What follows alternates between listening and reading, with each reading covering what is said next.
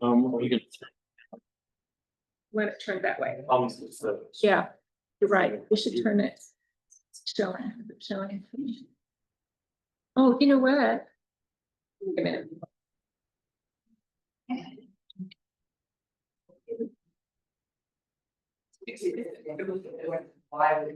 This is a very happy photo. take your. Okay, that way. And you're closer to the audience. Yep. They can throw their apples. Had a good turnout today.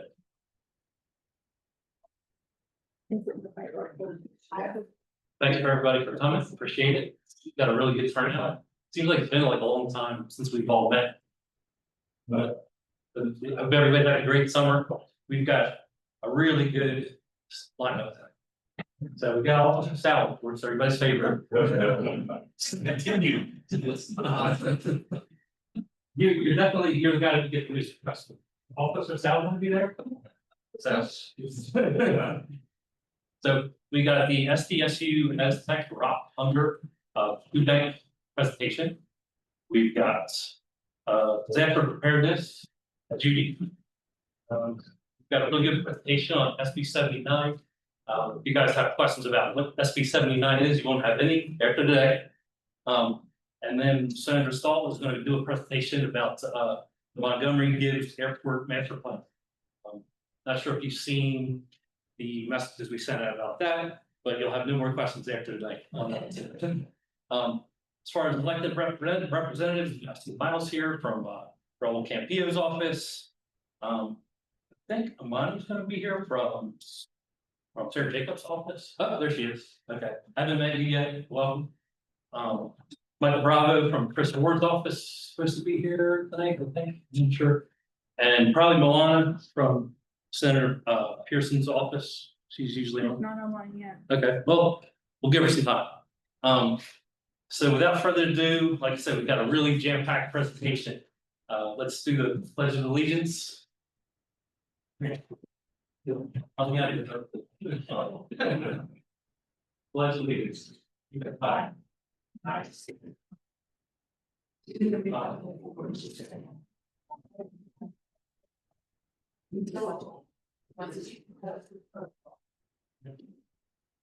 Okay.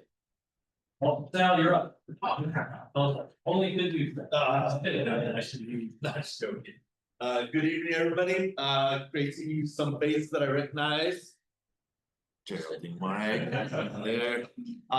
Anyways, I am Officer Laurel Torres. It's my actual last name. I am your community relations officer. I know I recognize some of the faces here and there, but obviously if you're new here, that's who I am. I did leave a card over there. Only one card because everybody can just take a picture of it, right? Modern times. And I'm on budget, as I mentioned before, so I only get so many cards. We got on the agenda too, so. Oh, right. I picked up the agenda, read that paper.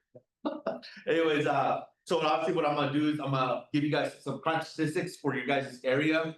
Mind you, this covers Serra Mesa, so, or in other words, B311, which is kind of big, honestly. Obviously all the way from Friars up until Harold's kind of the cutoff, but it goes to Myrtle Canyon. So it's a pretty decent sized area. So anyways, there's certain radio calls I don't go over. And I'll open it up for questions after I'm done too, by the way. So I'm not just gonna give you guys cramps and beat it. Anyway, certain calls I don't go over is any mental health calls. I don't cover those numbers. Domestic violence calls, unless it's an actual something that's could spill over into the public, I'll cover that, but there's none. No suicide threats, no death calls. Certain things of that nature I won't cover. But so just to give you guys an idea, I went back from July 1st up until right around a couple hours ago, and I tallied all the phone calls, all the radio calls that we had just for Serra Mesa. Just to give you an idea, we had 2,287 calls for service. Now some of it is also created by the operator. Anytime we create a traffic stop, it's they call it call for service. It's really not, right? We're not really serving that individual, we just stopped. All right, but nonetheless, it does count. So there's several of those. And a lot of these other calls too could be a simple phone call from a citizen that we gotta answer, so they can, for some reason, they make that into a call for service. But I'm just gonna go over the things that are of concern for the neighborhood. So first one on the list is stolen vehicles. We had 20 reported stolen cars in Serra Mesa from July 1st up until a couple hours ago. That is quite a bit, especially for a small area. Now, I will say most of them, for whatever odd reason, occurred in the Walmart and Montgomery Canyon area. So. We also recovered a lot of stolen cars there too, so it's weird. It's amazing, right? We had 9 cars that they weren't, so there's a difference between a burglary and a car that's been vandalized in a sense, right? Or I shouldn't say vandalized, but they got into the car, but because the car was unlocked, it's not considered a burglary. Oh, perfect timing. I was about to present. So 9 cars that were, somebody got into it. And they stole change, purse, couple of computers, things of that nature. And these cars are left unlocked, so it's easy picking. And again, we have casers, right? They go around just trying door handles. I'm sure at some point, you've probably seen an individual here or there try a door handle. Those are what we call casers. And the easier you make it for them, that's what happens, right? So we did have 9 cars got broken in, not broken into, but were entered and had items removed. But I guarantee there's way more than that. Some people just realized something got moved around the vehicle, but they know somebody was in there, but because nothing's missing, they don't report it. So, and it's usually you'll see it, it's the guy probably tried like 8 different cars, got into at least 3 of them, but only 1 report out of it. So it's always important to call it in, even if nothing, only just to say, hey, somebody was in a car, I don't need to report it, but it's just so it creates an event number for us, so we know something's going on. Okay, and also with that, like I said, we had 6 calls of reported cases. In other words, somebody actually saw somebody throwing door handles. And this is all throughout Serra Mesa, so I can't say it's just one specific neighborhood. So I would like to say, oh, it's off of Grayling, it's off of San Rock. Which is funny because I said that because well, someone actually you know. Go figure. We did have, and the only reason I say is because it's just to bring awareness. We did have 2 overdose cases in Serra Mesa, both fatalities. Fentanyl is part of the blame for both of them. Oh, I guess it's probably the most contributing cause, but obviously drugs was the first one. So we did have 2, which based on other neighborhoods is actually not bad. As tragic as that is, because it's way worse in other neighborhoods. So as a whole, it just paints a better picture for Serra Mesa. Okay. We did, I'm gonna cover this one real quick. Obviously, you guys know a few days ago on Grayling, around the 3000 block, all that shooting that occurred. I shouldn't say it was a shooting, somebody shot something. We didn't find a victim per se, but we know definitely there were several cases on the ground. Obviously, we have a vehicle that they're looking at as possible suspect. We don't know how many there were or what it was. We just know it was large caliber rifle and it was several rounds that were shot. Like I said, we don't have a victim, so we think they were shooting in the air. It's still not good, obviously, but I know detectives are working on it, and I'm not gonna get too much into it, but they are definitely working on it, and we do have a suspected vehicle. Oh, this one was good. We had 43 reported accidents in Serra Mesa, and that's quite a bit, not gonna lie. And these are the ones that we responded to. Again, a lot of people could get an offender bender, right? It's just exchange of info. We're not involved, we wouldn't even know about it. So 43 is quite a bit, which leads me to this very next one. We had 32 reported hit and runs. Since, right? So some of those initial calls or those traffic accidents that we responded to turned into a hit and run because the other person just left. So some of the numbers could be a little skewed, but for the most part, 32 hit and run. And that's the ones that were reported. Again, we have people that come out and they sometimes if the cars are a little bit beat up and they notice it's beat up a little bit more now, they just don't report it, right? Because they're like, oh, it's already messed up. But nonetheless, it's still important to at least let us know. We had 19 reported cases of simple assault. Now, simple assault is somebody pushing you, maybe they spit on you.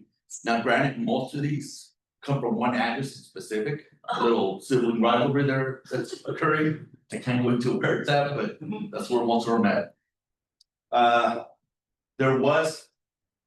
It didn't happen here. It was often, I believe, in Allied Gardens. And the reason I bring this up, there was a van, a white van, kind of old model van that approached, I believe, three different kids in the morning. This occurred like a day or two ago. And it was, I believe, 2 Hispanic males, and they were offering them, hey, come here, come talk to me, get in the van. They didn't like get out of the van and try to snatch kids up, but nonetheless, just for you guys' awareness, it's a white old model van, 2 Hispanic males. Unfortunately, it's little kids giving this information out, so sometimes it's hard to get a good description. But older model van, white, you don't see too many of those, so for sure, we're definitely looking at that.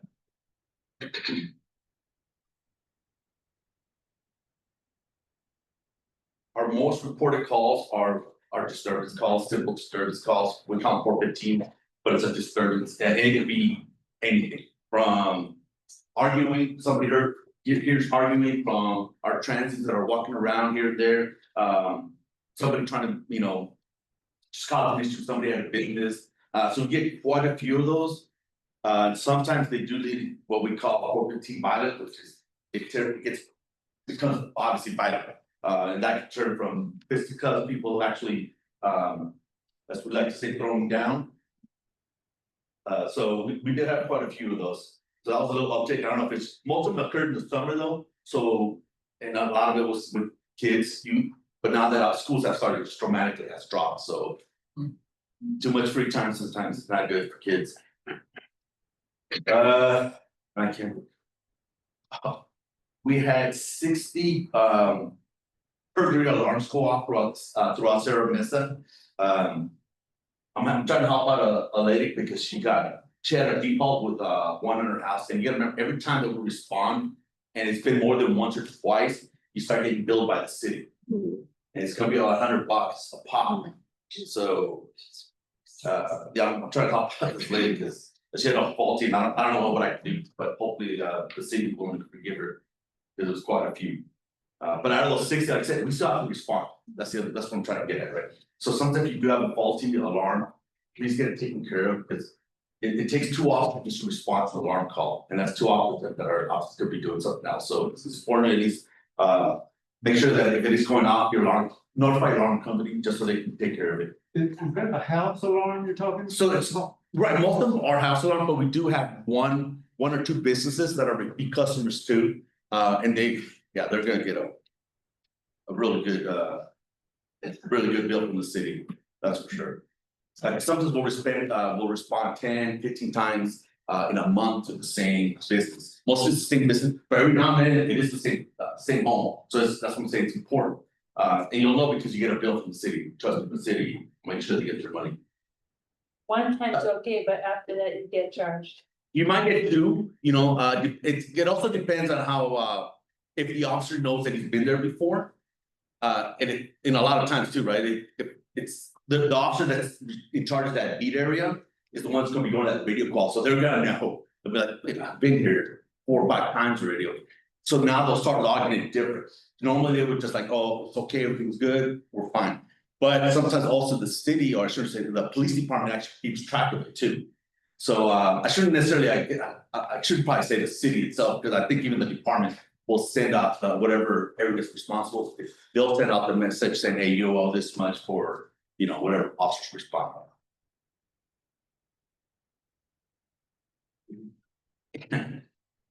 Other than that, that's really it. I'll just cover this last one.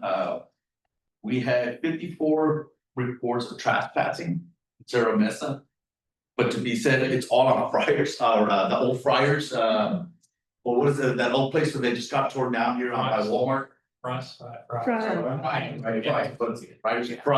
So we've had, I think 50 the 54 are all that area right there. So it's not like some trespassing thing. I just thought it was interesting that one property had 50 calls of trespassing on it. Other than that, that is pretty much it. Like I said, the big ones are uptick in stolen vehicles, so let's keep the doors locked. I know there was a little thing going on with newer cars, and that's the one thing with our technology that we have. Obviously, we all have our fobs, especially the new car, right? You have a little fob. Where we do have sophisticated thieves out there that can actually steal the signal. So they have a little thing that will record as you're locking your door or unlocking it, and that's the same signal they can get to break into your cars. Those are very sophisticated because it's not a cheap thing to do, but they're out there, just so you guys know. And other than that, that's it for those numbers. Anybody have any questions for us? Are the statistics on that fob recorder, Sorry. does it happen in the parking structures? Mostly, yeah, Okay. so most of it is, right, Walmart, for example, got hit quite a bit, and even a lot of the cars were parked around there. Yes, it's mostly in businesses, only one of these cars that I saw, was somebody left it running in the parking lot or their driveway. And they went inside, it's actually happens quite a bit, you'd be surprised. What's the best way to defend against something like that? It's up to this, so I know sometimes, when the reports come in, dealerships get that report from us too, so they know that. And it's a simple signal that sometimes they'll send out to their cars, which is kind of creepy, right? Yeah. That can, I guess, changes it up, but it still doesn't affect you, it just affects how they would be able to break into your car. It's all, yeah, it's. But you can hit crazy. the lock button as you get out and then not use the signal pad. What was that? I'm sorry? They're hitting your car when you park and they hear the signal, so you could hit the lock button as you step out and don't use your fob. That's true. Because they're watching you get out of the car and go in the store. Use a lot of. I need to hire you. Yeah. So don't you feel, It's tempting, right? I know. It's one of those, right? Yeah. It's, you obviously do it with your arms activated. a false sense of security? Yeah, it is. I mean. That's a tough call, but you're right. I mean, that is probably the best way to do it. I'm not saying it's a huge, it's going on like crazy right now.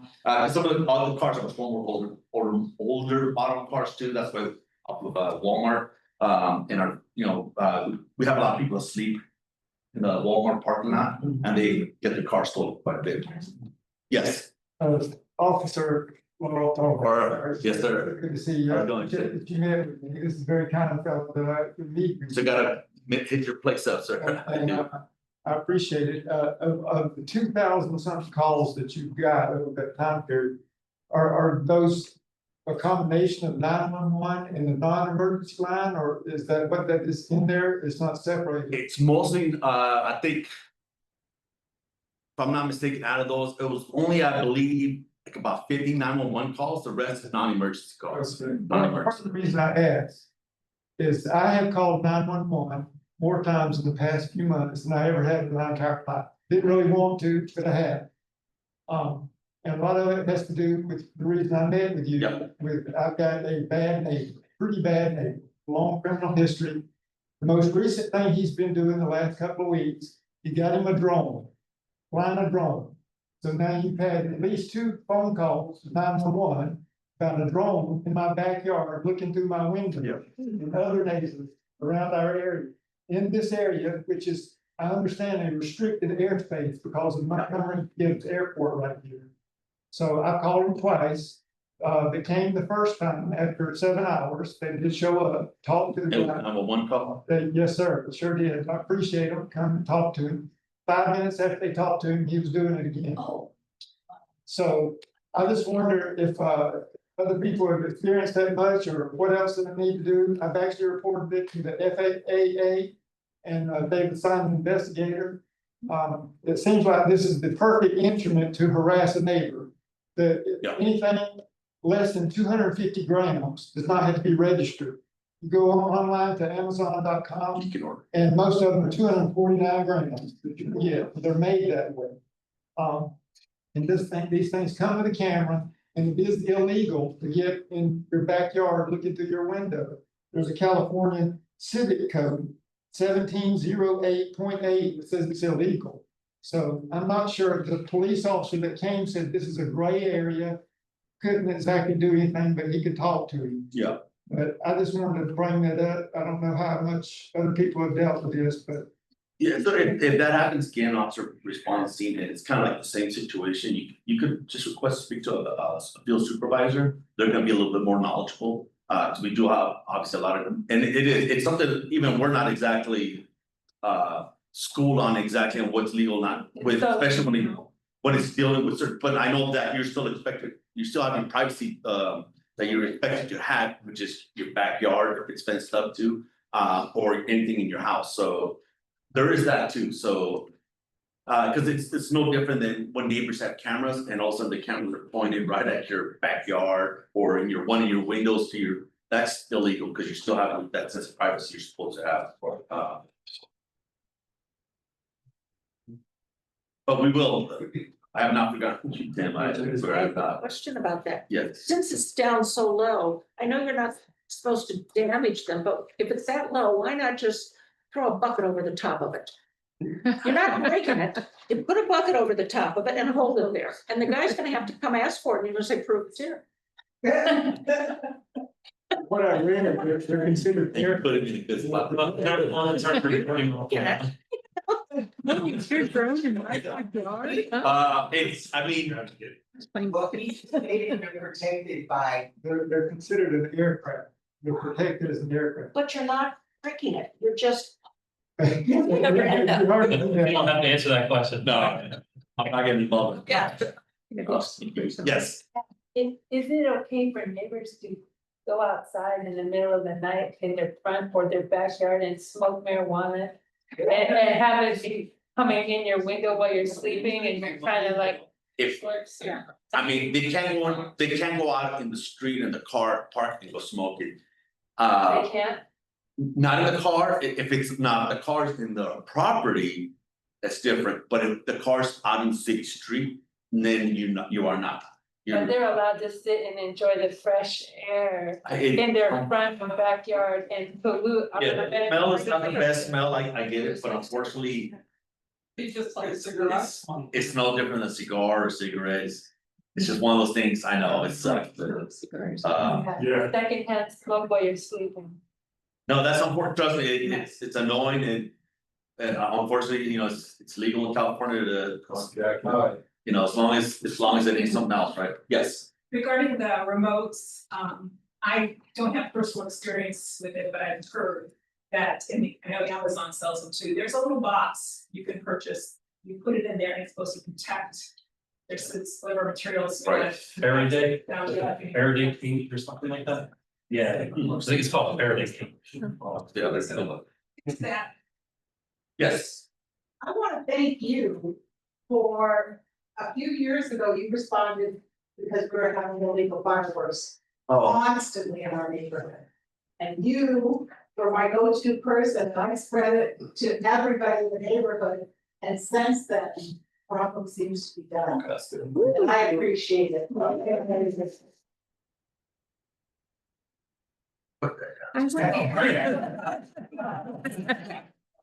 See, I told you were very popular.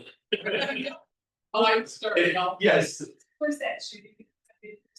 Wednesday. Yeah, it was about 12:30 at night. Yes, just past midnight. You know that. Not within the past week. Yeah, but. It is within the past week. Yeah, it was Wednesday. That's the thing, that wasn't even. CDS. What's that? I don't know, there's something on the next door, and there was all like 5 police cars at the CDS down in San Ron. On what day was this? This today? Some days ago. Hmm. Not really sure. Yeah. I just saw it, I didn't know anything happened. I can look it up though, if you know the date, I can look it up. I'll have to go back and next door and see it, because it just, there was no information, just everybody's wondering what was happening. And it was at the CVS store? Yeah, it was right out in front, I believe, on San Rock. Oh, so maybe not at the store itself, there's something. No, not yet. But there was like 5 of them, all lit. Hmm. They took a woman away, that's what it said on next door. So it might have been a city hall, maybe a mental health with a weapon. It could be a knife, something like that, and what, like I said, there's certain calls I can't discuss unless I'm for sure threat to the public, so that might be one of those calls. Okay, But I can still, no, that's okay. I okay, just wondered. I was wondering about the hit and runs, 32 hit and runs. Is there a Reported. particular area? It's, most of them on the lights on Murphy Canyon, right around the Walmart area, I hope it wasn't around the tap school. I'd have to look, I mean, it was pretty spread out throughout Serra Mesa, but the vast majority. I would say at least 10% were off, Murphy Canyon, Okay. for whatever obvious, like I said, it's just. It does switch from time to time, different areas.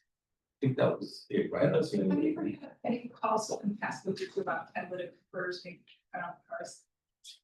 We saw that trend quite a bit, I have not, I know it's not a trend, I'm not saying it's not happening. But right now, it's not a trend, It's happening.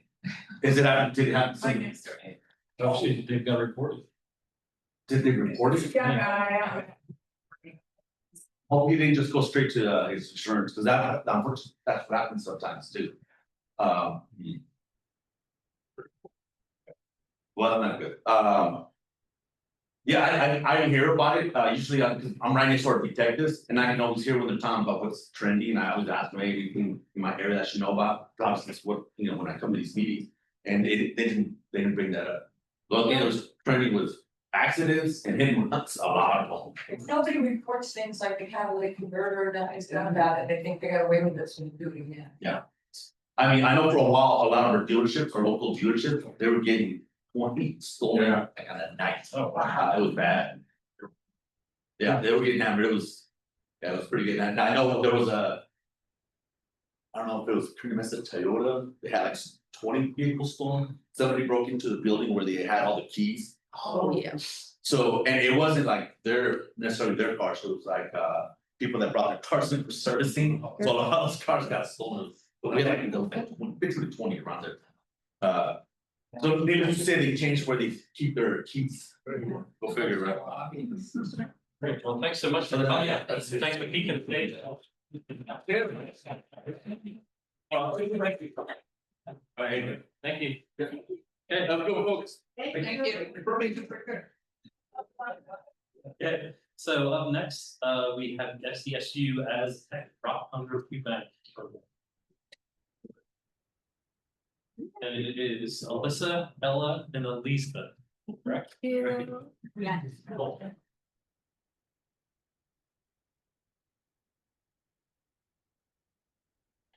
Hi, everybody. We're gonna pull up a presentation real quick. I hope you like our little makeshift slideshow. But we'll just introduce ourselves. Hi, everybody. I'm Elisa. I'm the Vice President of Finance for our student government at San Diego State University. And I chair Aztec Rock Hunger campaign. Hi, I'm Ella. This campaign's volunteer coordinator. Hi, my name's Alyssa. I'm also a volunteer coordinator for the campaign this year. Thank you so much for having us. And as you can see, Aztec Rock Hunger is very near and dear to our heart. It's basically about fighting food insecurity on campus, especially amidst all the food cuts that are happening nationwide, honestly. And it's really impacting our students. We've seen like a rise in the use of our food pantry on campus. And I'm going to start handing out these flyers if you want to go to the next slide. Actually, before I do that, could you go back one? So you might be wondering what's up with the sharks and the pirate flag. So I was here last year as well to present to you all. Maybe you don't remember, but I remember you all. I was standing right here in this room, and it was really nice to see all of you, all of those returning faces or any new faces. And last year we would always call it like ARH. So this year I was like, R, like pirates. So this year we're gonna do like a pirate theme, hence our shark mascots, the treasure chest, and the flag. So now if you can go to the next slide, please. I'll have them start off while I pass out some flyers. Has anybody here heard of Aztec Rock Hunger? Okay, awesome. That was way more than I was expecting. For those of you guys who don't know what Aztec Rock Hunger is, that's why we're here. It's basically a month-long campaign starting from October 27th to November 30th. And its main mission is to raise awareness about food insecurity on campus and in the San Diego area. Basically what we do as a campaign is we're helping to raise as much money as we possibly can in our month-long campaign to support people who maybe can't afford groceries or can't afford food. on and off campus. So majority of the money that we raise for Aztec Rock Hunger is going to our AS food pantry, which is basically a free food pantry where students can come and get groceries. For maybe students who, you know, can't afford meal plan or can't afford just, you know, basic necessities on campus. Majority of our proceeds are gonna go there, and then about 20% of our proceeds go to ECRT, which is the Economic Crisis and Response Team. And basically their job, ECRT, basically what their job is to help students financially who maybe can't afford housing or are having trouble affording food and meal plan as well. And then the rest of our proceeds are gonna go to the Jacobs and Cushman San Diego Food Bank, which we work very closely with. And then this is just a little more information about our campaign. So it runs from October 27th to November 30th. And just in total lifetime donations, we have raised a little over $1 million total. And then below is our website as well if you guys want any more information. And then this like table right here is just how much we've raised like every year so far. So last year we raised around $70,000. Next slide. Yes, so as Ella just mentioned, we did just pass our goal of $1 million raised for our campaign. And one of the main ways that we do raise a lot of money is through our on-campus events and our competitions, because people love a good competition. It's a great way to raise money. So we do have a lot of events that we do on campus, which Ella will talk about in a second. But it's a great way to have student and staff engagement in our campaign. And it's just a great way to raise money for all. Thanks. Yeah, so here are some of our events that we're having on campus this year. One of our big ones is a dunk tank that we're gonna have. So some like noticeable people around like campus we're hoping will volunteer to get dunked, and students will like pay to dunk them, which will all go towards our campaign. And then some work with alumni from SDSU, and also a pie day, which is similar to the dunk tank. You can pay to pie people in the face, which should be pretty fun. And then one of our new events, which is a Friendsgiving dinner that we're gonna have on campus around Thanksgiving week for students who may not go home or may not have a meal to that week. You know, just a fun event for everyone on campus. But yeah, that's more of our noticeable events for this year. Then on our next slide, these are some goals this year. So essentially $1 you donate is 2 meals provided to students and community members facing food insecurity. And like Ella and Alyssa mentioned, one of our big events, so those 3 big events, I know Judy's very excited for the dunk tank and pie day. You all are more than welcome to attend, and it'll be like professors or maybe all of us will be there as well if you want to come and pie us for a good cause. We'll be there, and we have the dates on there, and we can send you specific times that I've already shared with Judy if you're interested. But one of our main goals this year that I would love to partner with you all as well is our Friendsgiving dinner. So if you have any businesses in mind that would be willing to donate food or monetary contributions, or if you would like to do a monetary contribution towards providing a meal for a student on campus, those, like Ella mentioned, might not have a meal or do not go back to family, we would be more than willing to partner with you on that. One of our main goals is to at least partner with 5 local businesses. One business is going to be our like Aztec shops on campus. They're going to be providing a set of meals, but then we're still trying to get, the more money we have, the more meals we can provide essentially. So any and all support is appreciated. And if you're ever looking for a good volunteering opportunity, we're also going to have, if you go to the previous slide, please, sorry. We have a community garden volunteering opportunity on the 15th of November. So on campus, we have a community garden where you can come and like do composting, do some gardening, and students will be there as well as SDSU alumni and community members. So it's a fun way for students to get volunteering hours, but then also the community to be engaged in a good project. So if you're interested in that, I can send more information on that as well. And then that's all we really have on the next slide after this. If you have any feedback or questions, we'd love to collaborate. We'd love to do that with you all because you all were so amazing last year and we love to get pied by you. Yes, so wanna donate, we can just go to sdsu.edu/address. Yeah, so there should be on the side, it says how to donate, so you can either Venmo Aztecs Rock. Or you can go on that website, it'll be updated on October 27th, ready to use. Or if you wanna write out like an official, you can also write a check to Associated Students Aztecs Rock Hunger. Whichever is most convenient. And just a couple quick comments. The drive doesn't start till late October, but the reason they're here today is this is our last meeting, because we only meet quarterly. So we didn't want to have them come in January and tell us it was over. We did help out, we had young folks come and talk at our meeting just before the event started, and their goal was to raise $1 million over the course of their program. They do it for 8 years. This is our 15th year anniversary this year. So their goal was to make $1 million, and they did $1,019,000. So it's really that. What was called a big reveal, where the president at San Diego State was there, they had a presentation on campus, and the CEO of the Fishman San Diego Food Bank came and thanked individuals, not so much for donations, but for their support and how we spread the word. He specifically mentioned the Serra Mesa community, so that was very nice. So I thought that folks should come back and tell us, and if anybody does want to go to any of the events and act like a school kid again, the trolley goes right to campus. And if you want to drive, there's a new parking lot right next to Trader Joe's, which is on campus now, and if you go in, they'll validate. And we'll be sending out email messages, reminding everybody to sign up for the observer. Thank you so much.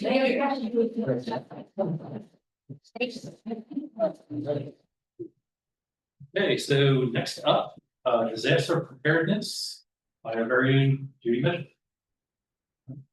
Hi there, for those of you that don't know me, I'm Judy Mitchell, Serra Mesa board member. I'm also the liaison between San Diego State and New Mission Valley campus and the Serra Mesa community. And I'm here to talk about disaster preparedness today. I will be quick because the things I'm going to cover are in the disaster preparedness booklet. Everyone should grab one as you leave. They're out here. There's also a 5-step little cheat card. You might want to grab one of those as well. And it's very good information. I attended a training session here at the library recently that was put on by Carrie, who's in the back row there. Carrie was kind enough to come tonight, bring the brochures, and have those available to everybody. The only thing you can do wrong with disaster preparedness is nothing. We don't want to embarrass anybody and ask to raise your hand if you have a disaster preparedness kit ready at your home. The normal answer we get is people don't raise their hand, or will say, well, I do, but it's only half ready. So, you know, what are we waiting for to get it ready? A plane crash in the middle of the night, things happen. 9/11, for example, what happened there, nobody could have been ready for that. Speaking of that, there was a community involvement program about 2 weeks ago. I don't know if you've heard of it, I just want to mention it was really cool. It was a 9/11 memorial climb. They had it in cities all over the country. And it was to raise funds for the firefighter families that were lost in the tower or injured. And people that signed up for it climbed. The Hilton donated the property downtown, and we climbed 110 floors in honor of the 110 flights. I signed up for it thinking it was 110 steps. But when we made it up the top of the tower, which was 30 flights, I said, wow, I didn't know we were going this far. She goes, well, let me go around again. And I'm like, oh. Anyway, I did the 30 flights. But you joined a team, and I joined the group that you may or may not know. This San Diego Humane Society has an emergency response team. They were one of the first responders on the scene in the plane crash in Terra Savannah. Everybody knew about the people that ran for their lives, but nobody stopped about the dogs and cats that ran to them. And they rescued all of them. As far as I know, I don't believe they lost any. It was really, they were very, and they had jet fuel on pets, and they did a wonderful job. So I joined that team, and our team came in one of the top 5. So we got to go up the tower first, and we got an honorary badge of a fireman that was lost. And we got to say his name and ring the fireman's bell. And then I didn't know what to do with the badge, so I'm carrying it the month of September. And he went to the Thunder game last night, he'll be made first class. And he went to Disneyland last week, so I'm gonna send a letter to his family and tell him that we honored them in more than just a climb. So our team raised $8,000, but the whole group raised $111,000 for the fireman's fund. So that was great. Anyway, so disasters can happen, something like that, nothing we can do about it, but there are 5 steps to preparing for disaster. The first one is to get alerts. Did you know there was a plane crash when it happened? Would you know? If you have a way to find out, there are alerts for both the city and the county and the state you can sign up for. And there's information in the booklet about how to do that. They will send you an alert. You don't want to leave yourself in a position of relying on social media or friends to give you information, because as it spreads, it gets skewed. And in one instance, people were all sent to the wrong place, not in our city, but somewhere in a disaster, and they were sent to an area that was very dangerous for the supposed safe zone they were to all go to. So you want to make sure you get your information from a reliable source, so you can get the information on where to sign up for the alerts and updates. Second thing is to make a plan, protect your own people. You need to know what to do in an emergency. You need to know who in your family is responsible for what. Who's gonna grab this, who's gonna grab that? You don't wanna be in the situation where you all run and then say, where's little Billy? Well, I thought you were getting it, you know, we wanna make sure everybody has a job if something happens. The third step is to make a go bag. Get that junk out of your hall closet and put a go bag in there, have everything you need in there to take it and run, and those things are covered in here. Things like your medical information, if you're unconscious, do they know what you need, you know, when somebody comes to help you? The fourth item is to build a stay bag, and that was new to me, I never thought about that. If you're under lockdown, you can't leave your house. Do you have a kit? Do you have something for hygiene? Do you have water? Do you have the things that you aren't gonna haul out? Meals, for example, things that you could rely on if you found out you couldn't leave your house for the next 3 days. So that's something to think about. And then the last one is to build a network with your friends and neighbors. For those of you, especially if you live alone, something happened and you didn't come home that night, would anybody know? If you didn't get out, if there was a disaster, would anybody know? A good suggestion that Carrie made is to get a contact that's out of state. Because they're out of the area, one person can call them, another can call them, then everybody can keep in touch with them and they'll know the status of your neighborhood or your family from your household. And cell phones very likely will go down if there's enough activity, and first responders do get first priority on those. But one thing to keep in mind, if the phones are very jammed, a text will work a lot better sometimes than a call. And for example, some of the tips Carrie made, do you have a carrier to get your pet in? For example, a dog will probably just run out with you, but a cat will probably try to hide. So I thought I was okay with a cat carrier, you're gonna have time to open it, put him in. She suggested for the kids. He's gonna go, you know, he'll get in it quickly and you're rolling in it. And lastly, this isn't something we talked about, but something I thought about. Even if it's not a disaster, if you had a personal disaster, if you fell, if you were injured, do you have a way to get help? Will somebody know if you don't get up off the floor tonight, for example? So it's always good to let a neighbor know your situation, if you're going out of town or something. Sometimes you're not going for a long time, you think nobody needs to know, you don't need your mail help. If you didn't come home, you know, say you're only gonna be gone for that night or the next morning. Humane Society, for example, has information on their website about disaster and other plans to take care of your pet. And they give out little cards to carry in your wallet that goes behind. I think this comes from the Best Friends Pet Group, but it's a little card. I keep it right on my driver's license. It says, if I didn't get home tonight, my pet needs help, please call this number, he's alone. I think that's a great idea. I did go to an animal presentation once or about animals. And somebody asked the question, it's kind of weird, but it was interesting.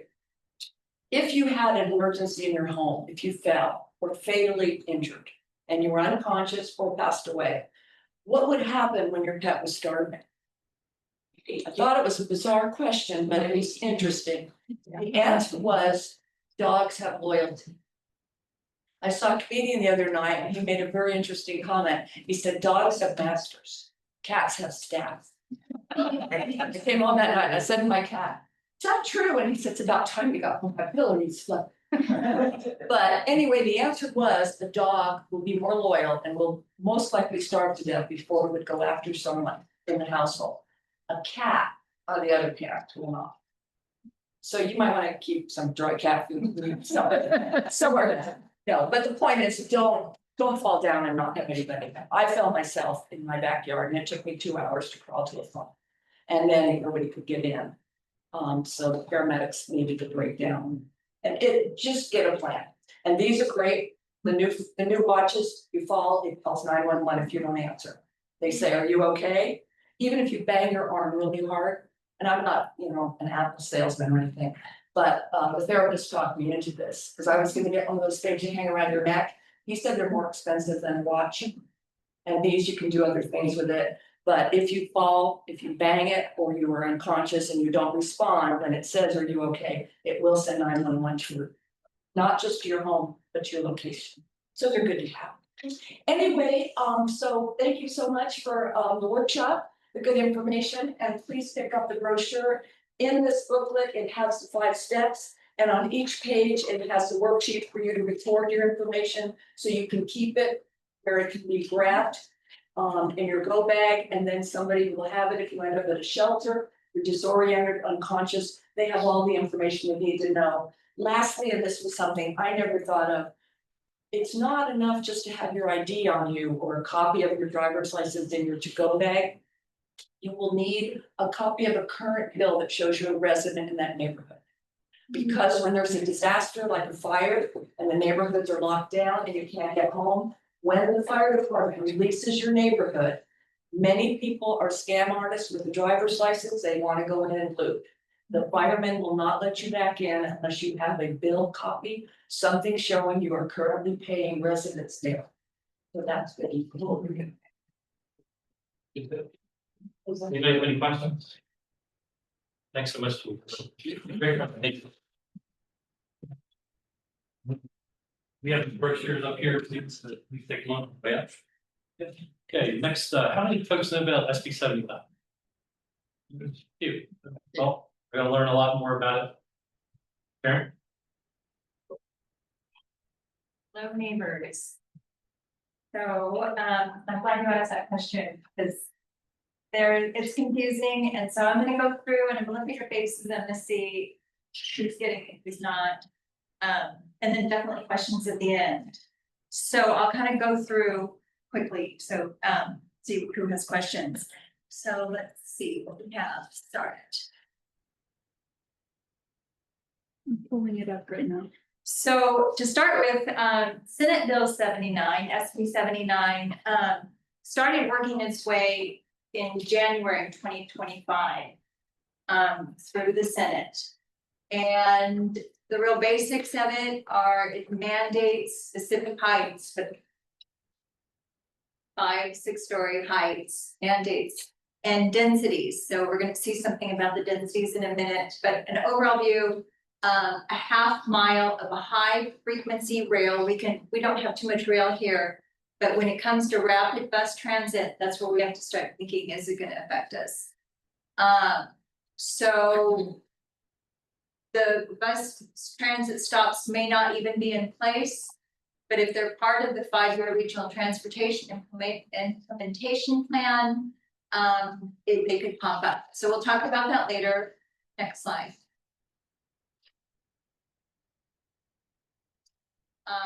So just to kind of get an idea, I'm going to say the word radially, and the little bus is in the intersection. That's a bus stop. And something that's a new concept, very different from anything that has ever been in the planning, is this idea that it's radially, so it's not along the linearly transit corridors. And we'll go on to the next slide. I'll keep this in mind, we'll come back to it later. So Senate Bill 79 was started and introduced, and the sponsor and author is Scott Wiener, Senator Scott Wiener, and of course his district is San Francisco. But keep in mind that we have the others that are Berkeley, San Francisco, and Fremont. They're all in one area. And State Bill 79 is statewide. So all of a sudden, we're getting mandates from the state. Or should I'll go into more mandates from the state, so next one.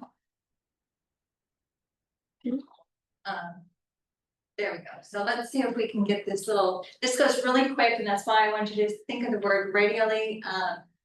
It's a really 1-minute quick video, and we'll see if we can absorb. It's not that bad, it's, hey, you need more housing. Right, if you look at the density, yeah, residential neighborhood. We won't talk about it. Now it's. That's 101, that's over 38,000 units. That's 79. Cities can stop any of this building, they won't give you bigger infrastructure, support this ridiculous. I see 69 doesn't have here, that's just. Don't stop it, it's already have state plans to give a little housing used to that.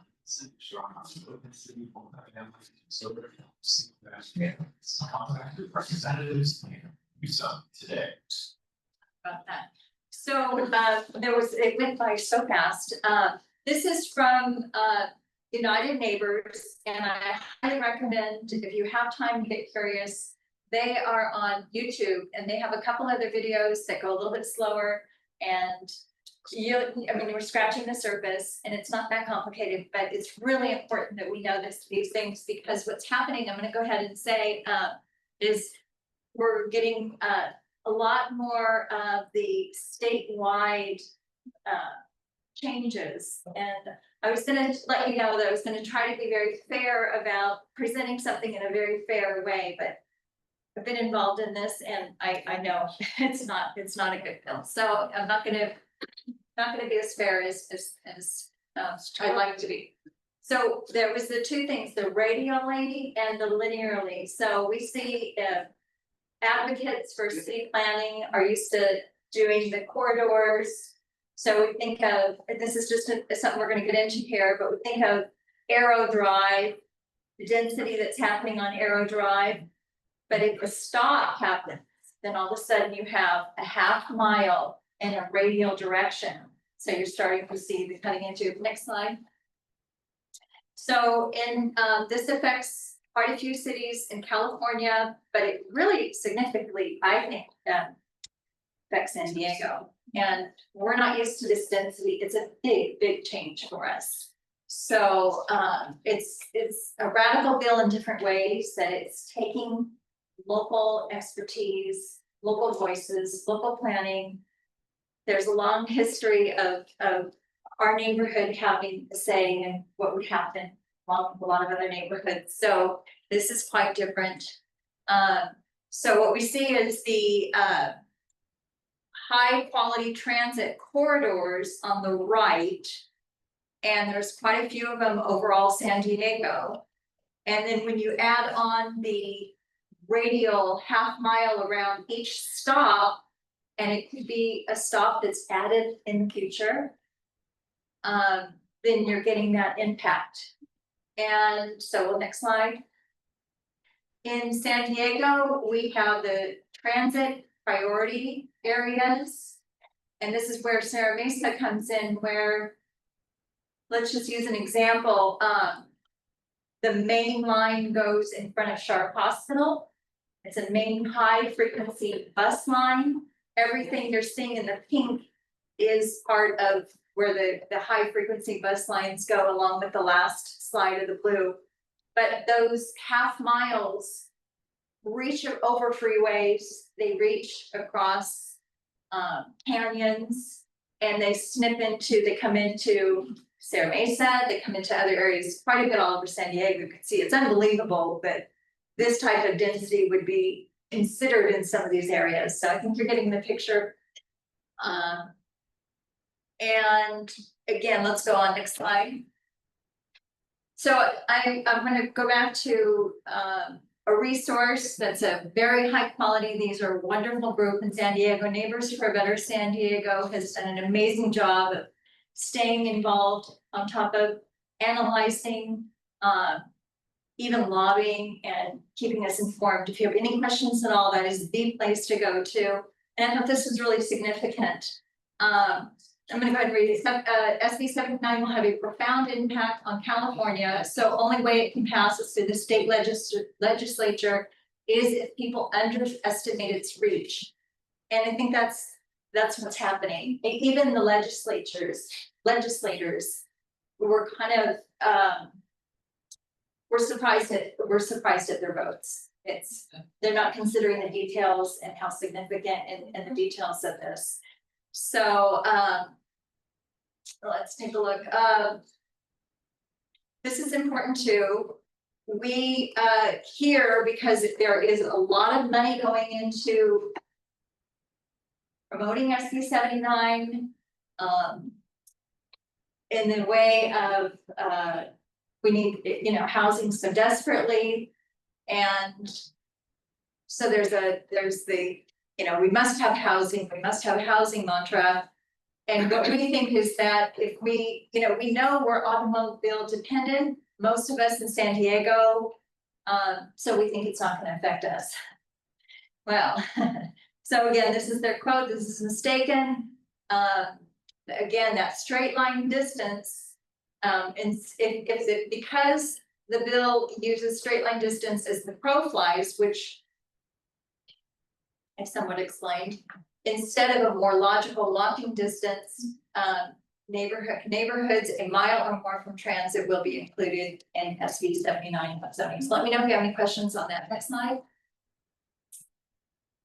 I just wanted to mention that there are some people in San Diego, and you may have seen them on the news, you may have read about the articles that have studied it very well. We have a great San Diego Community Planners Committee, and they sent an amazing letter.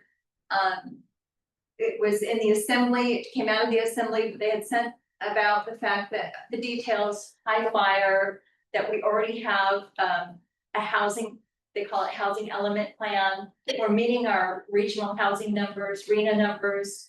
It's been many years and a lot of money to develop all this.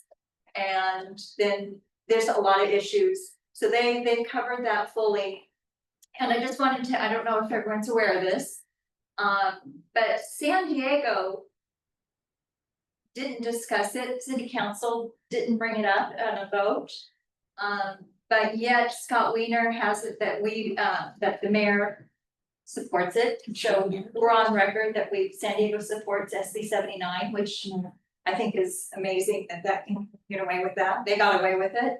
And it's very interesting that Los Angeles voted to oppose it. It's not it's across lines, I would say.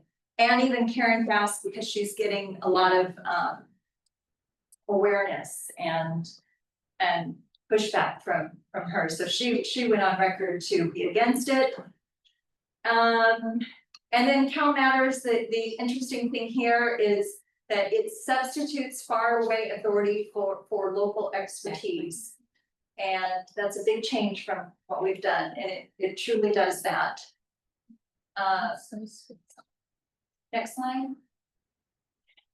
The amendments went through along the way, and they were really minor, but what happened was the amendments brought in votes because of what you got was carve out. So certain areas in California, the representative said, okay, I'll vote for that because we're not going to be part of it. We're carved out of it, exempted. And then the trade unions were against it, but then when they got some monetary benefit for, being involved and possibly the developments taller than 85 feet, they came on board. So right now, of course, next slide. Of course, it's passed the Senate quietly. And it became a little bit more in the media news, getting more attention. There's been some protest when it got to the Senate. And unfortunately, it passed the Senate by 1. So this is interesting here because the bill excludes very high fire hazard areas, which is a lot of California. But again, we don't really know for sure, and it's only up until 2029. And then this was the statement from Neighbors for a Better San Diego. The bill's authors found every angle to privilege their constituents over the rest of the state. Because they, Neighbors for a Better San Diego worked very closely talking to the representatives and following it and kind of lobbying on our behalf. Next slide, please. So the bottom line is, there's a couple of details, is that we still should make our voices known. It has gone to Gavin Newsom. He has until October 12th. But he could sign it at any moment. And it's very simple to contact the governor, and we have a flyer here, gives you the steps on it. You can simply say that you strongly urge him to veto SB 79. And then, of course, we have at Neighbors for a Better San Diego. They also have some information that you could simply copy and paste if you'd like. And then if you don't have any of this, you can simply Google contact the governor, and the page will come right up. It's very easy to do. Next slide. You can even give them a call. And it'd be great if you did both. I wish that I could say that, it's balanced, it is going to be a change, but there's a good side to it, all that. Couldn't find anything good to say about it. So I don't know, I didn't get into the density too much, but it's on that one quick video, it's quite a bit of change in density as it reaches into single family neighborhoods. So you're basically, if it's a developer that's coming in and has the right to build, they're going to want to build the maximum profit on that parcel. So they're going to want the highest density, and that's why it's really a wonderful bill for developers. And so, you're going to more like 80 units per acre from what we have in Serra Mesa, which is on our single family parcels, it's around 5 to 9 units per acre. So it's a big step. And then the other thing is, this is compiling effect. There's quite a few other bills that have come through. We at San Diego stopped SB 10, which was a radical state bill as well. Our local voices stopped it because we can stop it down in our local level at City Hall. We got no votes from our city council, but when it's way up in Sacramento, we start to have any voice. So, the latest one was this week, and that is they hit a vehicle mileage tax inside AB 130. And why that matters is because it's going to affect homes that are not close to the center of San Diego. So there'll be a higher tax in the homes that are, so it'll go into the cost of the home, and it's kind of hidden. So it will also give developers an incentive and motivation to want to build closer. So let's start with questions. Have you tried to call that phone number?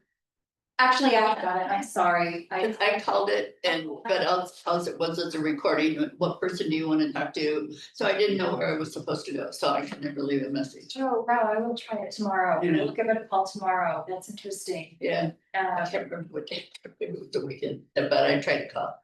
Okay, I kind of trusted it. I just don't know what to, I don't mind calling, I just didn't know where to go. I had called all the other numbers, the assembly, and everybody was picking up their phones, and I had great conversations with them, so I kind of trusted them too. I haven't called it yet, but it is. Because I had that list also on my computer, so I can Great. try the others. Great, and if you're interested in more information, let me know. I have some other, resources, but the main one right now is Neighbors for a Better San Diego. And next slide, I want to, I'm just gonna move around. Thank them so much, because they have done an amazing job all the way from when things really started to get going back in the end of 2019. Lockdown, and that's when things started happening in San Diego, that they really do their homework, and they're really reliable on their information. So. I'm curious, just in Serra Mesa, Claremont and looking at next door and seeing people getting ADUs built on this apartment buildings. Has anybody done any research, especially when the apartment complex or buildings that they just finished on Arrow Drive and then Convoy that have multiple hundreds of units in there? How many are still vacant? How many people, I mean, they're saying the homeless, the lower income people can't afford them, so how many people? I know, it's kind of an enigma because a lot of neighborhoods are noticing that, they're noticing it downtown. And I'm not sure how these corporations and the investment developers are including that in their models. It's that side of it that I'd love the answers to as well, because there is higher vacancy. And in fact, I think for over, I don't know, a year and a half to 2 years, I've been kind of noticing in the 921 or in the Serra Mesa area what the vacancy rates are. And I was really surprised when I first saw how many units are vacant in the bigger, in most everywhere. And you're looking at the price and everything, and then it's growing, of course, because now we have 300 units available and, yeah. Do you know what the level is right now? You're saying- I don't, but I know that I've heard about it downtown. It's that they're really vacant downtown, and I've heard things I'm not gonna repeat about why the developers are just hungry to leave downtown and start making downtown everywhere else. And the Emily apartment was going down out of 442 units, 6 are affordable. Is that a new one that just opened up? Is there 6? I heard. And they range from over, I mean, this is the regular rate, over $3,000 for a studio, up to $6,800 for a 2-bedroom. And 6 are set aside. So that's affordable housing, huh? There's 6 that, I don't know what the affordable rate is, but it's still, I'm sure not. I think they've only released, they just released one phase, so I don't see. Yeah, the one- Build it up first before they start building. well, they're not going, they're on a tear. And the SB 79, sometimes when I've heard all this, for the last months, I've been hearing things, and I'm gonna verify it's true, I'm gonna verify it's true. So everything I'm trying to convey to you tonight is things that I've pretty much verified that it's true, and I think it's gonna be a little even more, because they don't tell us about the whole story. But SB 79 has no mandates for affordable, none of the apartments are mandated to be affordable. And they're taking away our. Follow the money. They're taking away our vote. They are. This is So, yeah, this is 100% developed. And they're over, whatever you wanna call it, our government's down here in San Diego local. And the state's dictating to them. And we don't have Right. to say anything. So if I had more time tonight, which I know we're on limited time, I would have talked a little bit more about the results of who voted for what in the San Diego area. I think the results might be on neighbors. There's quite a few in San Diego of our representatives in the Southern California area that were lobbied. We called, there's been a lot of grassroots activism, and they still went ahead and voted yes on SB 79, and it's kind of where it's gonna take us to stay involved, get involved, spread out the word, share the information. And change out who is doing these votes that aren't helping us, so. It's out of control. There's no city planning, there's no planning. It's just- Well, throw it out there. So sad. yeah, so, yeah. As far as the affordable housing, there was a comment made at one of the town hall meetings by the council representative. That they're working to change it, maybe they already have, but initially, when they started giving developers the right to build and the requirement was for X amount of affordable housing. There was no clause in the agreement that affordable housing had to be on that site. Right. So they would build here and put the affordable house down in. That is one of them. Could they pay a fine to that? Yes. Yeah, I'm not aware of that, but the other thing they mentioned, one of the reasons I ended up joining this group, we could stop, having more say in development with community groups and all. But it was actually said at the council meeting that the developers will not be stopped at all as long as they're not doing anything illegal. So Sharon very well said, if this. If you're following the law, yeah, and that's the words are by right, that's what the law states. our input, by right. So those, you don't want to hear that by right, getting by right, and ministerial, that's that magical word that we're hearing more and more of, where it doesn't need to have community review. There's a lot more I could go on about, I'm not going to, but there's a lot more awareness right now where everybody in San Diego, across San Diego, is saying what's going on. So I think that if we're all paying attention and trying to do a little bit, if we're all busy, we all have a lot to worry about in San Diego right now, it's gonna make a difference. And if anyone would like a handout, at least that this is all the same that was sent out in the council news. I think, the email last week. It was a week ago, it's the same, so it's contacting, right now, our only hope is that Newsom realizes that his legacy, has other ambitions. And that's our only hope. Thank you, Sharon. Sure, thank you. Yeah.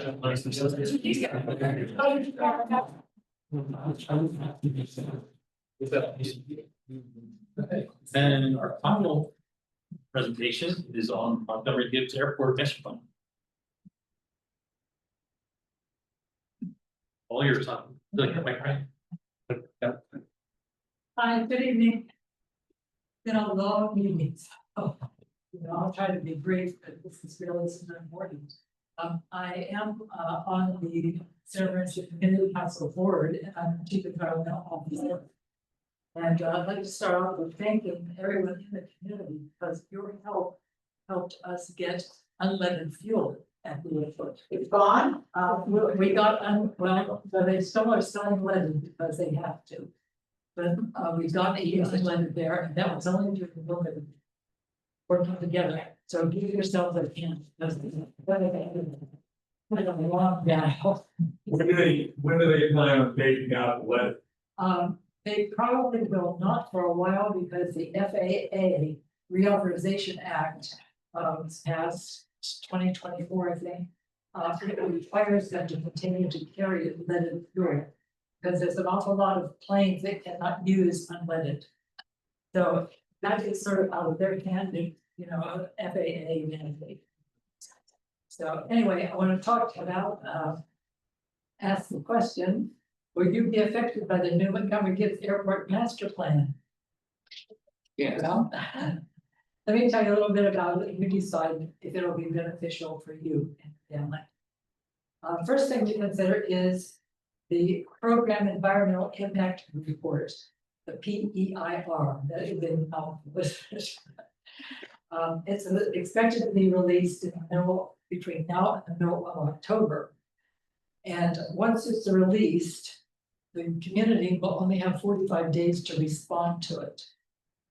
So we're the Serra Mesa Community Council, we're keeping a real close eye on it, and we're going to be sending out notices and things. But first, I want to tell you a little bit about what it's going to do. According to Montgomery-Gibbs Airport officials, it will reveal the following. 1, expected increase to air traffic.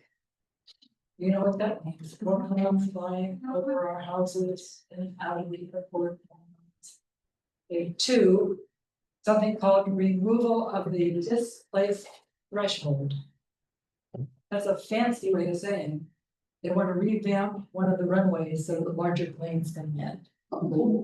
So when you see that on the pier, that fancy word, remove the displaced threshold, know that means bigger planes coming. That is. In 15 minutes, all computer access will shut down at this time. Public restrooms will be closed in 5 minutes. Okay. Anyway, I will continue if you can hear me over the voice. Anyway, so when you see that, you'll know what that means. And why they can't just use plain language, you all know why. They want to use your. Okay, 3, that will be in the Program Environmental Impact Report will be how the airport expansion will affect the environment, air, water, land, plants, animals, birds, traffic, and noise, of course. So I did say that you only have 45 days after it's released to, to respond to it. Now, the thing is that, when you give a response to that PEIR, only comments directly related to the PEIR will be taken into consideration. If you talk about something else that, you know, you don't like or like about the airport, they're gonna throw it in the trash. So it needs to be specific to that document. But now the good news is you're not going to have to evaluate that yourself unless you want to. Because Serra Mesa Community Council, we're convening a subcommittee. And our president is going to help us with this because he's contacted some of the surrounding communities. Claremont, Serra Mesa, let's see, and what's that? Navajo, yes, Navajo. So we've also going to involve, and we've contacted them, the Sierra Club and the San Diego Bird Alliance. So we're going to all convene and look this over, this PEIR, and use all of our individual expertise and come up with what the heck they're talking about in the first place. And then what we think will happen if this is put into effect. And so then when that is done, we will then send out our recommendations to our members, you. And that is if you're on our mailing list. If you're not on our mailing list, our email list, I know. I don't either.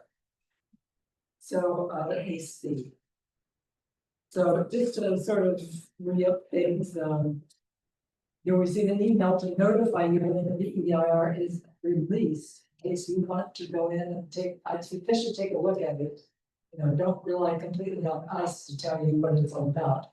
But if you want to wait and get our recommendation, that would be good. And then now, once the 45-day response period is closed, the City of San Diego's planning department will evaluate the PEIR. And ultimately, it will be incorporated into the Montgomery-Gibbs Master Plan. And that will go before the City Council. So that's going to be a long process. That's not going to probably happen within a year or two. I'm talking about the master plan. But the PEIR is going to happen soon. It's really important. And so you guys are really important because you helped get the fuel there, and your opinion counts. It really does. So anybody have any questions? Are they gonna change the flight pattern? I don't know about that. I don't know. That's my possibility in the PEIR, but I'm not sure. I would say they're kind of restricted now with those large tall buildings on Arrow Drive. Well, I don't think they can go north to south. Well, they did get permission from the airport, from the FAA before we go to the department. It was determined that it was not in for the flight. The existing ones that are east and west. Well, yeah, but the FAA determined that there was no damage or no danger to the flight patterns. See, when they take off to the west, and they gain altitude really fast, then they circle around. Usually they're supposed to be on 1,000 feet by the time they circle. You should go down to see PEIR, where is it gonna be available? Oh, well, I'm glad you asked it because I want to clarify that. It is going to be released online. And we sent out. Yeah, we sent out an email with links.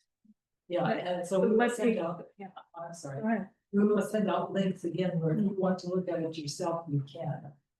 And then all the instructions and things.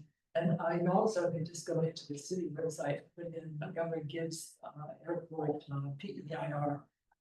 I thought you said it wasn't prepared yet. I'm sorry.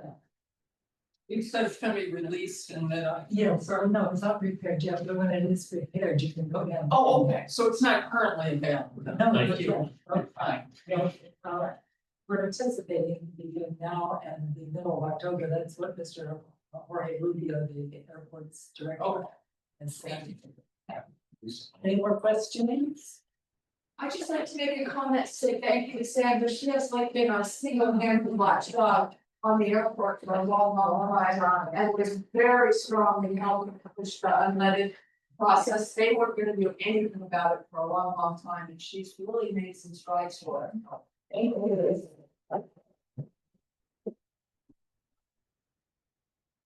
Thanks, Sandra, for the presentation. She's definitely our local expert.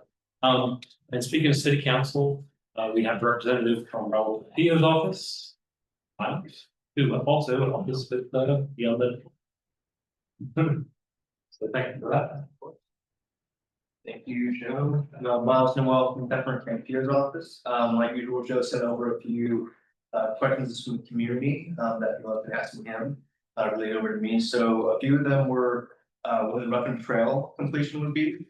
After delay last year, it looks like it will finally be done this coming winter. They just said they're on track for their permitting and agreements for the work orders, so everything is still good to go there. There's also some questions about getting a dog park for Serra Mesa.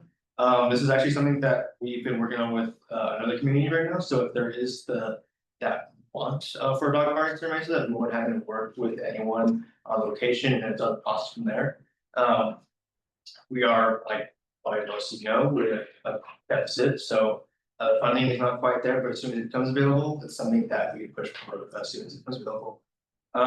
There was also the question about grocery store credits for one comes to Serra Mesa. This one, there actually needs to be a project already planned to start receiving those credits to incentivize the building process. Right now, there is no such project for Serra Mesa, unfortunately.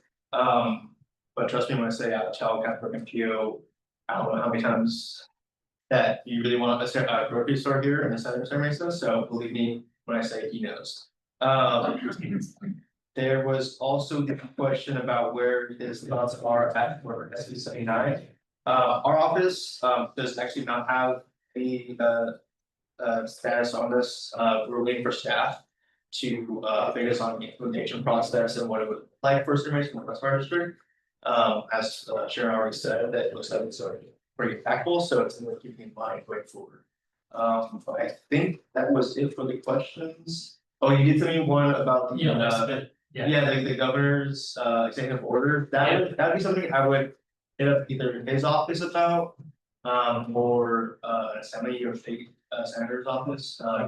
Or I'm not too well versed with how that would affect It was basically, I guess the governor back in February signed an executive order about how to clean up areas like canyon area that are close to structures. So the question that somebody asked me was, how does it affect Serra Mesa? So it might be a good question if, I mean, this might be something I can help with as well, is asking ST Fire. They might know, they've already been doing that process lately, so I might actually, I could look into that on that front. Okay, yeah, let me know. Any questions for me? Did somebody have a question for Miles, or they're going back? There's someone online, Dave Happ. They said, I asked, they're speaking to you directly. Okay. I asked you about how to budget for the paid trash pickup. I thank you for your response. I recommend that you share that information.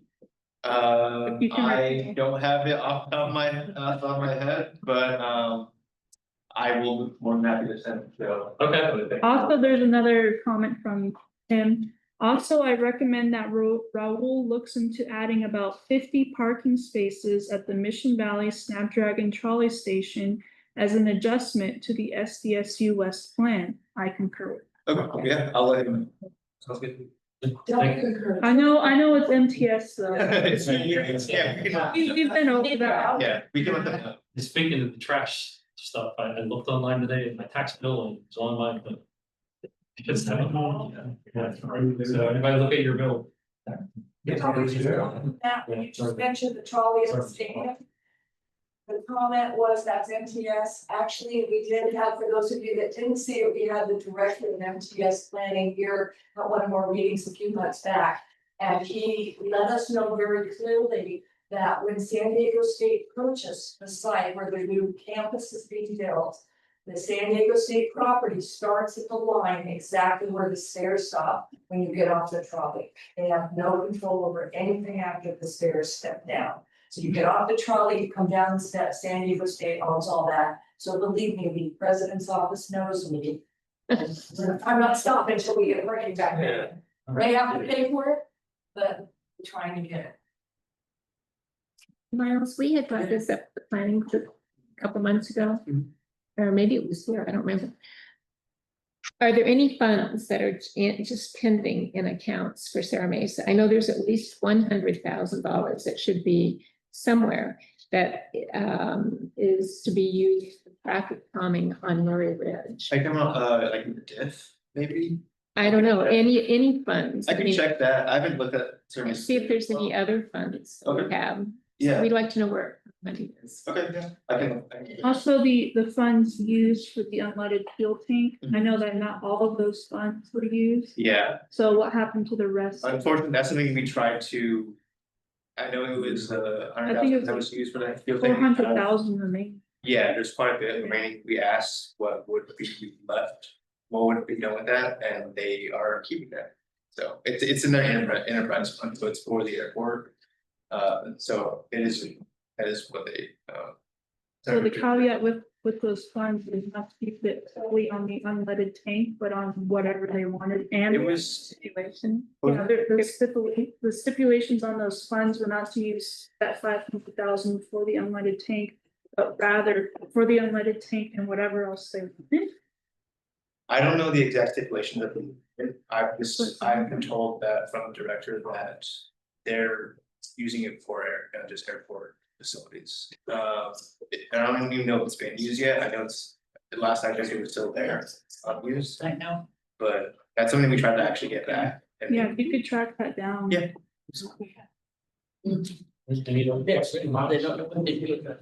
All right, thanks, Andy, appreciate it. You have any other questions for Miles, as contacts on the email, you could also send me a message and I'll send them. Amani. She's a new face to our meeting, she's representing Sarah Jacobs' office. Looking forward to the update from the federal.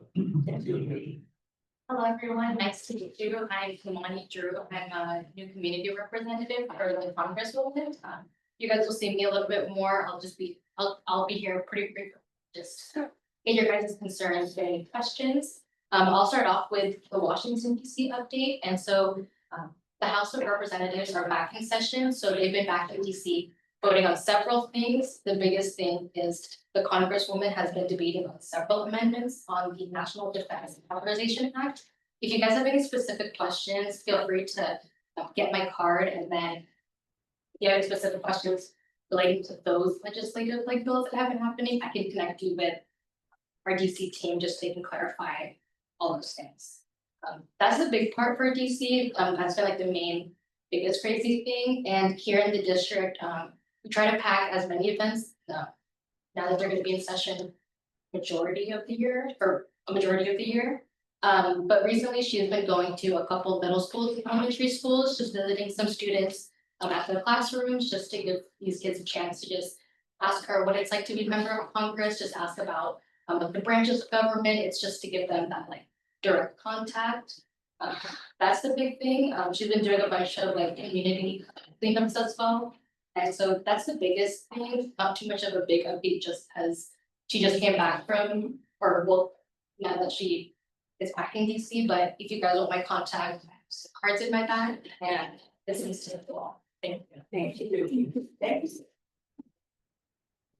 Anybody have any questions? Any questions? I want to thank her for helping us with a problem we had with the VA a couple of years ago. And she stepped in, he stepped in, and her assistant at the time, stepped in and did an absolutely perfect job. Touched to the liaison between the two. So it took us a year and a half. And she immediately took care of it. We came up to the block party zone, they said, I was just walking through to, show her present. She had so much fun, she stayed. She had a few times. I'll let it go. Yeah, that's fine to me. If anyone, any assistance with the casework, so yeah, we have our agencies, feel free to reach out to me. Yeah. And I think her information is also on the agenda. Yeah. Michael Bravo. Yes.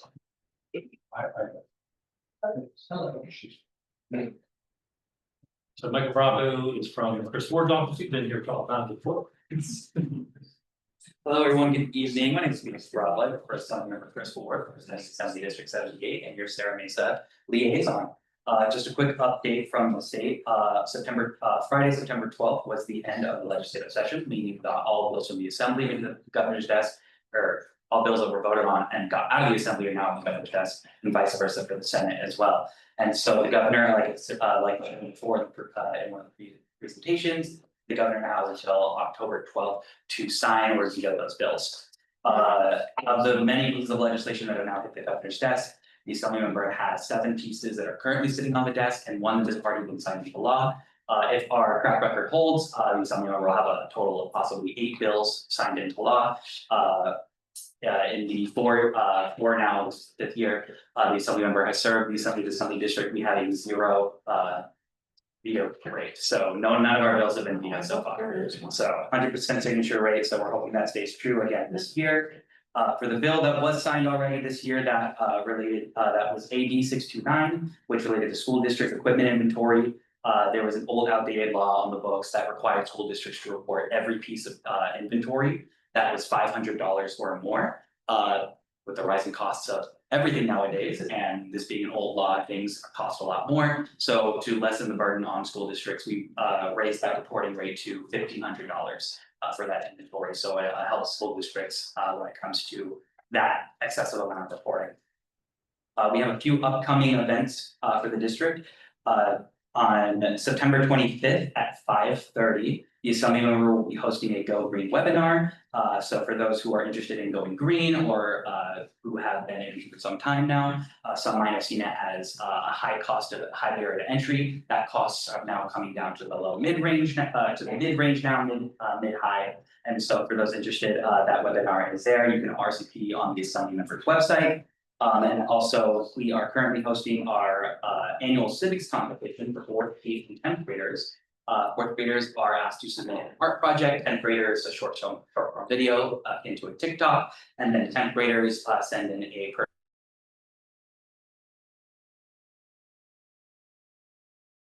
about civics, while also having the opportunity to win some great prizes as well. And any student across the district, so long as they're in 4th, 10th, or 8th grade, are welcome to participate. Besides that, that's really all I have. As always, if you have any questions about any state agencies when it comes to EDD, FTD, DMV, something's going on with car registration, license renewal, something's gone wrong with state taxes. I am your state liaison, happy to help you with that casework and be your, just be your contact. And then, yes. Okay, right here, yes. I have 2 questions. Yes. So back to my thing, SB 79. Do you have a record in your office that I could find out when you get calls and from constituents or letters, what the amount of calls no versus yes for SB 79? Do you have a record of that? Yeah, so when constituents reach out to our office when it comes to registering their opinion on a bill, we do keep track of that information that goes to the assembly member as well as our legislative team up in Sacramento. We make sure that we have a list for those who support the bill and those who oppose the bill. So we have a list of, we know how much it was on one side or on the other. And that goes for every bill that constituents reach out to us about. Document available for the public to see? I'm not 100% sure. I do know that it most likely is requestable by the public, but I don't believe that it's 100% something that our office puts out. So I can call the office. I can't guarantee it. I have to, yeah. So I'm not too familiar with that specific request. Right. Yeah. Thank you. And then you said you had a second question? Do you have a statement, anything from Chris Ward's office about SB 79? about that? Well, what I can say is that the Assembly member did vote yes on SB 79. And SB 79 does so essentially SB 79 tackles California's severe housing shortage by opening up high opportunity areas near transit. You represent San Diego, so let's Yes. focus on San Diego. Yes, and so that's what that's what I'm getting to. And so if you want me to speak specifically to San Diego, again, I have it here. So, yeah, so essentially this is updating previous law that made it previously unbuildable in these transit areas. And so SB 79 does so by carefully increasing density based on a tiered system, which allows for higher density and zoning in places with more public transit capacity. And tapers off based on the capacity of the nearby public transit infrastructure. The approach aligns with recent reforms made by the city of San Diego to encourage more housing near transit, which is partly why the city of San Diego supports SB 79. I don't know if you heard of it. City of San Diego. It did support SB 79. The city council didn't vote on it. To our records, the city of San Diego and on, you can go in and see online as well, when you look up the bill analysis, there's a list of support for the bill. And the city of San Diego is listed, and that's from the author's office. It says the city of San Diego, yes. No, who are you talking about? City of San Yeah. The city of San Diego. Well, that's the city. Let me clarify. It is very well known that Todd Gloria and a lobbyist got that information to your office, or at least Prince Ward was very aware that how the information got there, without the knowledge of publicity or media, understanding. The council had no knowledge of it, and it's reported in the media how that occurred, but. We have a representative from Campilo's office. Maybe he can respond and tell us, did Campilo vote on it? SB 79. No vote. No vote. I'm sure there is online, but our office, I can only speak for our office, we have not made any statement about it yet. So in other words, So very misleading. not approved because you haven't done. When it comes to our records and the records that the author has on the bill, under support the city of San Diego, it's listed. That is what I can speak to, and The board knows exactly how that went down, it's all understood, there are articles out on that. I'll be sure to call your office and send you that information. yeah, and please feel free to do so. I'm happy to take that information, of course, and take it back to the assembly member. And so I don't know, as I was saying, I don't know if you've heard of the complete communities, which is something that San Diego has here. We have in the city. government, yes. Yes, and so the SB 79 has implemented something akin to that, and so San Diego already had something in place when it came to developing in transit areas. No, it's different though, and I went through. It is slightly different, yes, it's not the same system. It's Well, not. I'm but just it's- but gonna it end the is- conversation to say how extremely disappointed many of your constituents are, because I am in contact with a lot of people in other areas, Linda Vista, other areas that contacted me with him, and we don't know a lot of details about it. It was very disappointing to the because you want to convey that back to him, I'd be happy to. Thank you. I'm disappointed too. Yes.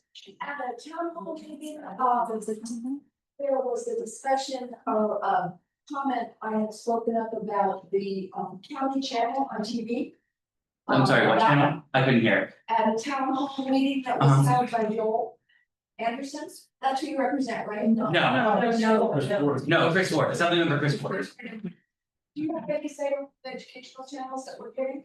I do not believe so, no. Because the county channels have disappeared, the education. It's the San Diego County. Yeah, that would be a question, that would be a question for the supervisor, yes. No worries. Something, yeah. Okay, I'm Children. put you on the hot spot again. I just wondering, we still have, as far as I'm am aware, there's still a lot of litter over there off of Fernyville Road on the. Yes, what is happening with that? I mean, this has been months that I brought it up with you. Yes, so this is on the Calicut property, right? Yes, And so, I filled out all the paperwork that you needed and the state needed, and I don't hear anything. so when it comes to working with Caltrans, obviously if it is on the Caltrans state right of way, we essentially can check in on the progress of what's going on with Caltrans when it comes into relation to the request. So when you go on Caltrans, you report it. This is different than going up to get it done. If you go on to get it done, it goes to the city, but Caltrans has specifically asked us when referring to constituents who see trash and litter or encampments on the side of state right of way, please go through Caltrans' website, not get it done, because that way our office can, it's a different traffic number. I did that too, Caltrans. I did And so, Caltrans, and I yes. sent it to you. Yes, and so when we reach out, we can check in with Caltrans and just see how the process is going. And unfortunately, Caltrans has to essentially make sure that they have resources available, they have the staff available to go out and pick up all that trash. Or when it comes to abatement, that's another issue. And so, but this happened. I mean, I have asked you for a status. So I don't have an update currently. If you want to re-email out to me, I can reach out to Caltrans again and get more information. So let's see, I will see how many emails I've sent you. Okay. I will just keep forwarding those emails to you then. Perfect. Yeah, I'm happy to reach out to Caltrans. But email it back. Yeah, of course. And yes, when I reach out to Caltrans, I will make sure once I have an update from Caltrans, then I can relay that How information. often does Caltrans get back to you? I mean, when you email them with something? The time can vary. It just depends on the nature of the request and Like, what give me an Caltrans. example. So for trash, what is it, a week, a month, a year? So it truly can range. It can range from a few days to honestly, sometimes they've gotten back to me really quickly in the same day. It just depends on Caltrans. It just depends on the process. Who has Caltrans? The state. No, I know, but there's a top person in Caltrans, so it I don't know them off the top. probably online. Yes. It's probably who we have to deal with. Director of Health. Or a couple of I TV can stations. people with you. Yeah, there you go. Yeah, but again, I'm very happy to look into it. Please send me an email on that. Again, I mean, I must send you at least 3 or 4. Need to borrow that drone, rather to fly over that. Anybody else have any questions? It's ridiculous. Did you have any questions? Yeah. This is a pain. What Cynthia's saying is, you can't see what we know is deep inside that canyon that butts up against maybe housing. And there's gonna be a fire or something. You don't see it. You see people coming in through a fence that goes down to a canyon. And it's gonna be serious for you because nothing's getting done. And Cindy and a couple other of my friends have gone in there and taken photos. And they were shocked at what they saw. And they have it on record. And you can go over there by that cardiac place over there by Sharp. And you can see the dotted campsites all in there. But you can't see them from the road. You can only see them if you're high up or you go down. So when you say, oh, see trash, you don't see what they've seen. I mean, not you personally, but it's gonna be a fire sometime and a lot of people are gonna be injured. We can call it the ward fire. Pardon me? Yeah, we'll call it the ward fire. Or Chris Ward fire. Maybe you can take Mr. Ward out there with you. She has pictures. Yeah. You know. No, he's been sent them. He knows. Have your vote. You all vote. All right, well, I really appreciate having to be here. This is my privilege. Attorney's representative on Zoom. Anybody have any questions on the Zoom? Anybody have any questions, comments, concerns? Love to get off the desk for the interview. Thank you. So our next meeting is Tuesday, January 27th, at 6:30, same time, same place. Really appreciate everybody coming. I really appreciate all the great questions. There's tough topics. Everybody stayed really respectful. So really appreciate it. And that's what really makes this meeting really great. Please stay tuned to the Observer. Please stay tuned to the emails we send out. We try not to blast too many emails. We just try to give you guys all the information so you guys can make good decisions. And that's it. Thanks for coming, everybody. Thank you.